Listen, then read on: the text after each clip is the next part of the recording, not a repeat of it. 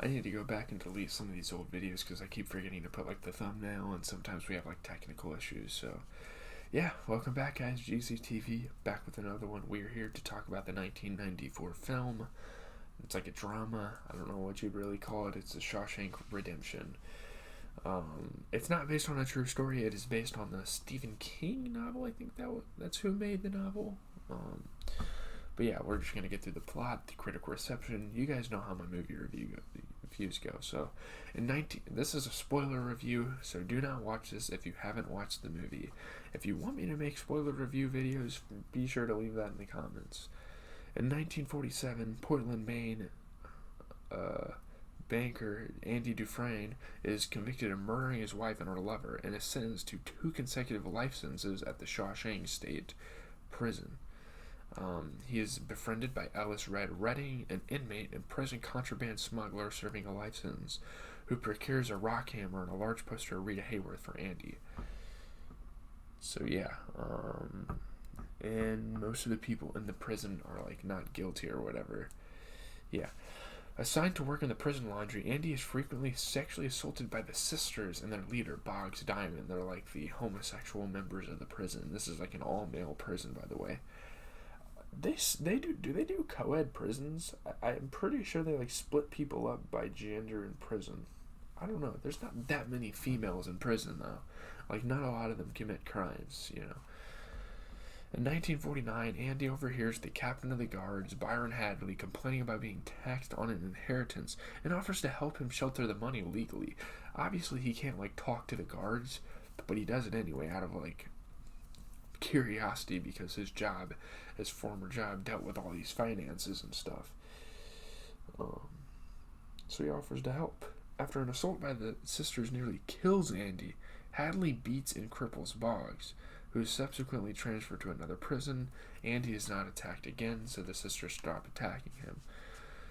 But yeah, Andy's like helping all the wardens and all the guys eventually with like their financial troubles, which is a very interesting thing because that probably never happens in prison.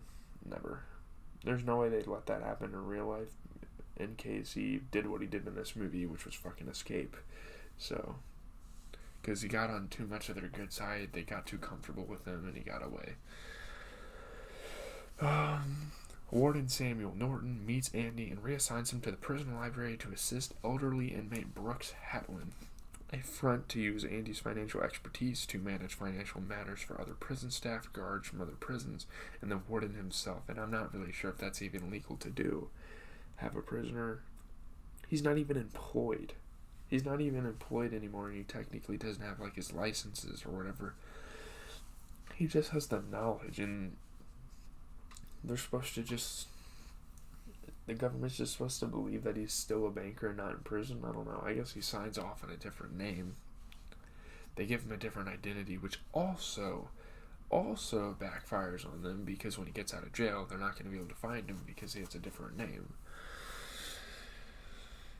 Andy begins writing weekly letters to the state legislature requesting funds to improve the prison's decrepit library. Now, for the most part, governments usually don't give a damn about like prisons, the prison facilities. Like maybe every once in a while they'll like redo stuff. They'll renovate some things, but for the most part, they usually rejected his letters. So,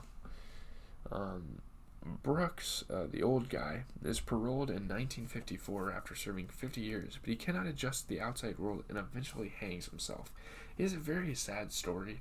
He's just an old man. He's been in prison his whole fucking life. He served 50 years, so I mean, who knows how old he was at the time. He looked like he was fucking like 70 or 80. So like in his early adult life he got thrown into jail and was never able to really have a life as an adult.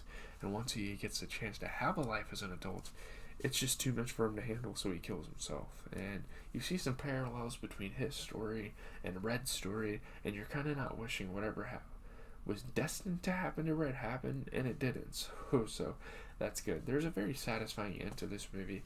I've watched a decent amount of movies that don't have very satisfying endings, but this movie for sure has a satisfying ending. The legislature sends a library donation that includes a recording of the marriage of Figaro. Andy plays an excerpt over the public address system and is punished with solitary confinement. He gets thrown into solitary confinement for a month, and yeah. After his release from solitary, Andy explains to a dismissive Red that hope is what gets him through this time. They gave him another month as well because he couldn't decide what was going to happen to anyone or whatever. In 1963, Norton begins exploiting prison labor for public works, profiting by undercutting skilled labor costs and receiving bribes.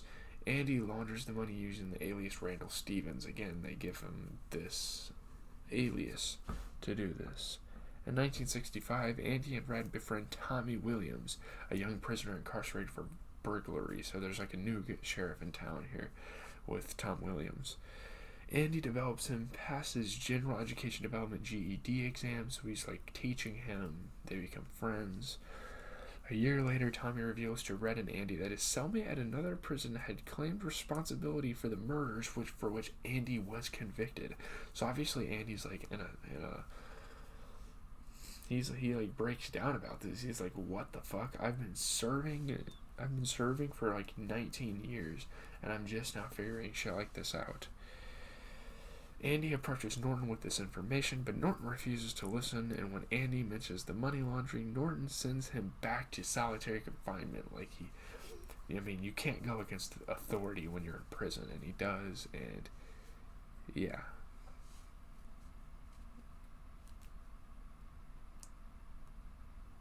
Norton has Hadley fatally shoot Tommy under the guise of an escape attempt, because he tried to even bring this idea up that Andy would get out of jail. Because it's not like that Norton thinks he's an actual person, like actually bad person. It's that he's using him for all these bribes and to sign off on things. So if he escapes jail, his schemes are over. If he gets out of jail, his schemes are over. Andy refuses to continue the money laundering, but Norton threatens to destroy the library, remove Andy's protection by the guards, and move him to worse conditions. So, yeah, he's pretty much blackmailing him into continuing to launder money. Andy is released from solitary confinement after 2 months, and he tells the skeptical Red that he dreams of living in Zihuatanejo, a Mexican town on the Pacific coast. It's kind of like his dream location, his dream vacation spot or something. Andy also tells him of a specific hayfield near Buxton, asking Red, once he is released, because he has firm belief that they're going to release Red, to retrieve a package that Andy buried there. Red worries about Andy's well-being, especially when he learns Andy asked a fellow inmate for some rope, and he says, you're going to get out. I don't know if and he's kind of implying that he doesn't know if he's going to get out, and then he might hang himself, which we find out what the rope is being used for, and it all makes sense. At the next day's roll call, the guards find Andy's cell empty, and at first people were worried. The suspense was building, like, oh, he could have killed himself. Like, an irate Norton throws a rock at the poster of Rachel Welch hanging on the cell wall, revealing a tunnel that Andy had dug with his rock hammer over the past 19 years. Red is like in disbelief. He's like, what the hell? I thought this would have taken him centuries to do this. It wouldn't have even been possible in his lifetime, and he did it in 19 years. The previous night, Andy used the rope to escape through the tunnel and prison sewage pipe, taking Norton's suit, shoes, and ledger, containing evidence of the money laundering. So he's trying to frame this guy. So, again, he's going to blackmail him. He's going to get back in Norton because he has the proof of the money laundering scheme, and Norton could throw him back in jail, and that could, yeah. Right before he got convicted, he could probably show him all the proof. While guards search for him, Andy poses as Randall Stevens, withdraws over $370,000, which is about $3.09 million in today's world, of the laundered money from several banks, and mails the ledger and other evidence of the corruption and murders at Shawshank to a local newspaper. Everything is going to become corrupt. People are probably going to be freed from the prison. State police arrive at Shawshank and take Hadley into custody while Norton commits suicide to avoid arrest. At first I thought someone sniped him from a helicopter or something, but then I realized, yeah, he killed himself. There's no way he was going to get arrested and actually face the consequences of this. The following year, Red is finally paroled after serving 40 years. He struggles to adapt to life outside prison and fears that he never will. Again, kind of like what happened to Brooks. Remembering his promise to Andy, he visits Buxton and finds a cache containing money and a letter asking him to come to Zihuatanejo.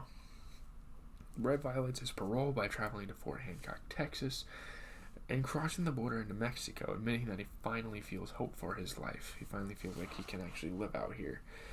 He finds Andy on a beach in Zihuatanejo, and then two reunited friends happily embrace. So again, that's why the ending is so satisfying to me. I love it, man. I think it was awesome. So yeah, there's a lot to talk about here, so let's get into it. Roger Deakins' cinematography was great. He won an American Society of Cinematographers award, so it's a pretty good movie. You can compare the film to other well-received prison dramas like Birdman, Alcatraz, One Flew Over the Cuckoo's Nest, which I need to watch that movie, Cool Hand Luke, and Riot in Cell Block 11. Like One Flew Over the Cuckoo's Nest, The Shawshank Redemption is an inspirational drama about overcoming overbearing authority. It got an A on CinemaScore. Freeman makes the Red character feel genuine and lived in. Freeman was quietly impressive. Red's role in the film had limited range, restricted to observing Andy. So some people thought it would have been nice if he had more of a role in this movie. Freeman's commanding performance made him a much stronger figure than simply an observer. Freeman's performance was especially moving when describing how dependent Red had become on living within the prison walls. Freeman had the showier role, allowing him a grace and dignity that came naturally without ever becoming banal. Freeman's a master of comedic and poignant cadence. Let's see. Freedom was awesome. It's not Freedom. Freeman. Freeman is awesome. We know Morgan Freeman's a fantastic actor. He's not just like a meme or anything. His effortless screen presence leads Shawshank the closest thing to credibility it can manage. Talking about Robbins, I think his name is, I can't remember his first name. In his laconic good guy Neo Gary Cooper role, Robbins is unable to make Andy connect with the audience. Andy has the more subdued role, but that Robbins portrays him intensely and effectively depicts the character as he transitions from new prisoner to aged father figure. His riveting, unfussy, precise, honest, and seamless performance anchors the film. While the character is cheesily messianic for easily charming everyone to his side, it's kind of like, I would compare him to like when Forrest Gump went to jail. Robin exudes the perfect kind of innocence to sell the story. Both Freeman and Robbins gave outstanding, layered performances that imbued their characters with individuality. Each of them kind of have their own standpoint about things. They're not like in agreement with each other all the way through. The pair created something undeniably powerful and moving, extremely credible in their villainy. Gunn and Brown, talking about Gunn and Brown, sorry. Gunn's warden was a cliched character, but I mean, he extolled religion for just virtues while having people murdered. It was kind of a weird dynamic, but I think that's what made the movie that much more interesting. The film's an impressive directorial debut that tells a gentle tale with a surprising amount of loving care.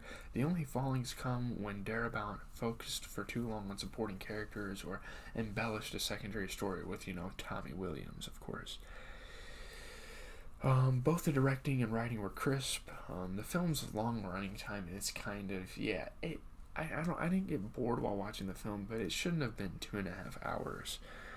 The length and tone, while tempered by humor and unexpected events, would dampen the film's mainstream appeal, but the story offered a fascinating portrait of the innate humanity of the inmates. The prisoners' crimes were overlooked to portray them more as good guys, which was kind of weird to me.